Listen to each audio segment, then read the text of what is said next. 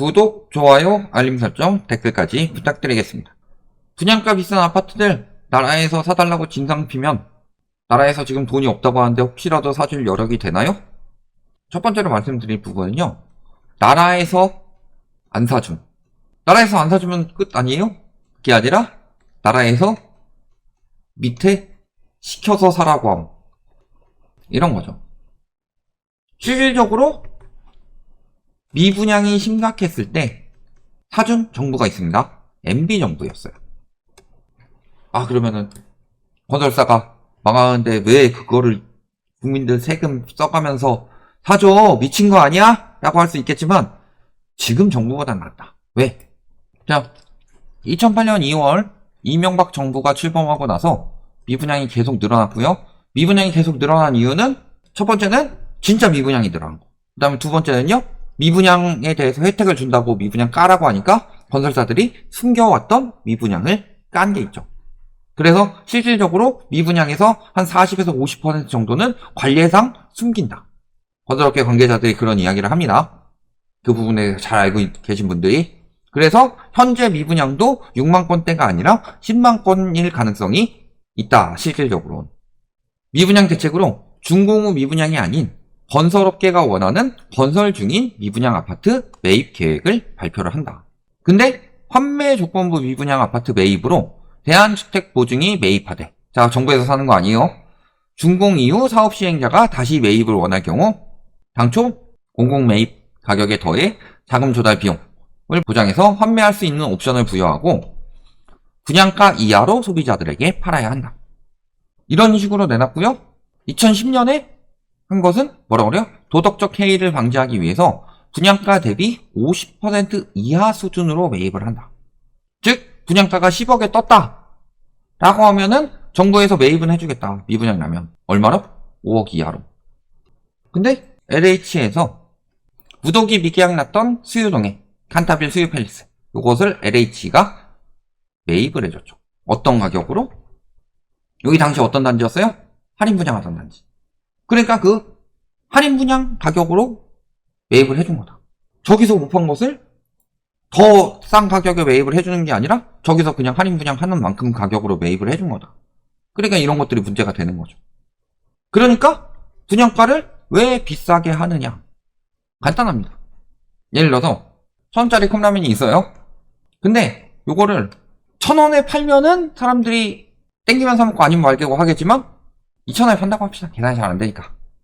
그래놓고서 50% 할인 또는 2,000원에 판다고 해놓고서 1 플러스 1.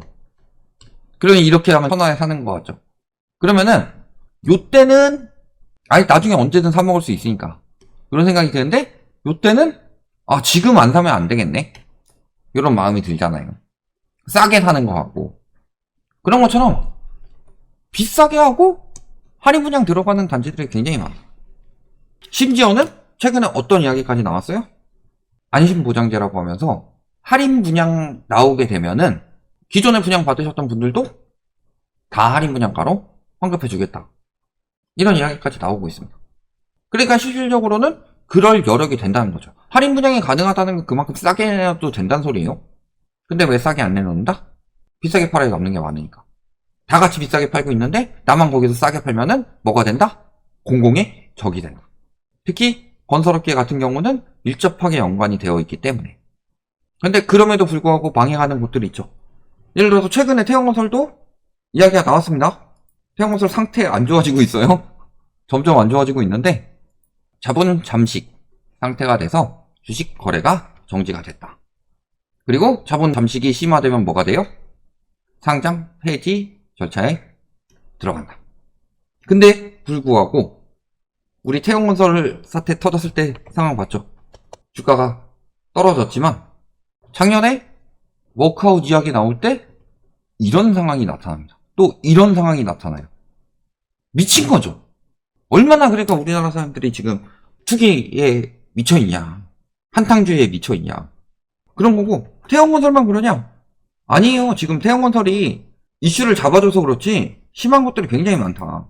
보시면 수도권 땅 다 팔려고 내놨다. 돈줄 마른 건설사들 초비상. 그래서 지금 PF 우발 채무가 30조고 작년 미수금은 25% 급증한 31조를 차지하고 있다. 조 단위로 나오고 있고요. 자, 워크아웃보다 심한 게 법정관리죠. 법정관리 안 들어가려고 워크아웃 신청한 거죠. 여기 200위 내의 건설사 보면요. 대우조성, 해양건설. 여기가 23년 2월에 법정관리 들어갔는데 HN, INC 여기도 3월에, 대창기업 4월, 신일 6월, 대우산업개발 8월, 그리고 올해 2월에도 선원건설과 새천년 종합건설이 법정관리 신청을 했습니다. 그러니까 대형 건설사들도 어김없이 무너지고 있는 거다. 그리고 주요 건설사 미수금은 이때까지만 하더라도 막 분양이 잘 되고 건설업이 활개를 칠 때니까 20조도 안 나왔었는데 2022년에 25조로 늘어났더니 작년엔 분양도 잘 되고 뭐도 잘 되고 다 잘 된다 하더니 31.4조까지 늘어났다. 폐업 역시도 건설사 폐업 신고는 704건. 그리고 뭐 중견 건설사들도 시청하고 있다. 저런 중견 건설사들 뿐만이 아니라 지금 하도급 업체는 하루에 11곳씩 폐업하고 있다. 그래서 1월부터 3월까지 폐업 신고 현황을 보면요. 24년에 843건은 압도적입니다. 22년에 들어갔고 23년에 두촌주공 살리기 들어갔음에도 불구하고 일부만 살려준 거일 뿐이죠.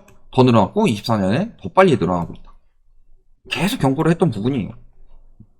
그 건설 산업 활력 회복을 위해서 별짓을 다 해주고 있죠. 어느 정부에서 공급 부족을 이야기를 해요? 공급 부족한 건 아닌데 라고 보통 이야기를 하죠. 공급 부족한 건 아닌데 그 부분에 대해 우려가 많으니까 우리가 공급을 많이 한다. 걱정하지 마라. 이런 식으로 이야기를 하지 공급 부족하니까 공급할게요 라고 말한 정부는 이번 정부가 거의 처음이라고 봅니다. 9.11 대책할 때 그 얘기 했었죠. 풀어줄 건 다 풀어주고 더 풀만한 거 있어요? 있어요? 이제 거의 다 풀었어요. 토지거래 허가구역하고 그 다음에 강남 쪽 조금 규제 남은 거하고 실거주 의무 규제 이런 것도 폐지하고 나면 더 폐지할 게 뭐가 있어요? 그리고 하루 평균 11.5건의 건설사가 폐업을 하고 있다. 그리고 주로 하도급 업체들. 근데 하도급들은 자재비 인상에 직접적인 타격을 입습니다. 왜? 하도급 해가지고 거기서 지으니까. 거기서 이거 하라고 해서 그거 구해오고.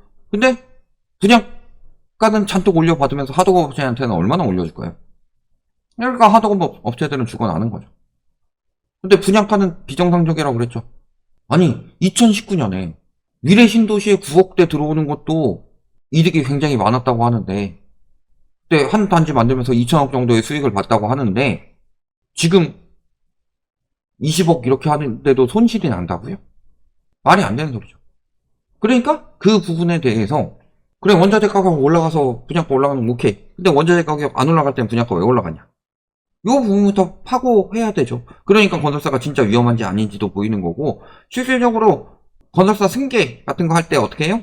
수익을 다른 곳에다 몰아주고 그러면 해당 건설사는 수익이 굉장히 낮아 보이죠. 그랬을 때 매출을 보면요. 줄고 갑자기 이쪽에서 매출이 쫙 늘어납니다. 그러면은 여기는 원자재 가격도 올라가는데 매출 줄어서 죽겠다. 물론 시기는 옛날이지만요. 지금 이렇다는 게 아니죠. 옛날에 이런 경우도 있었다. 그러면은 실질적으로 어떤 건설사들은 굉장히 안 좋아 보일 수가 있죠.